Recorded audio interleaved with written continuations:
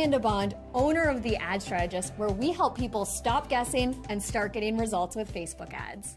There's so much information out there in the marketplace about Facebook ads, and it's hard to know what works, what doesn't. So we're a company that is actually in the trenches testing all of these things that we're then educating the marketplace with.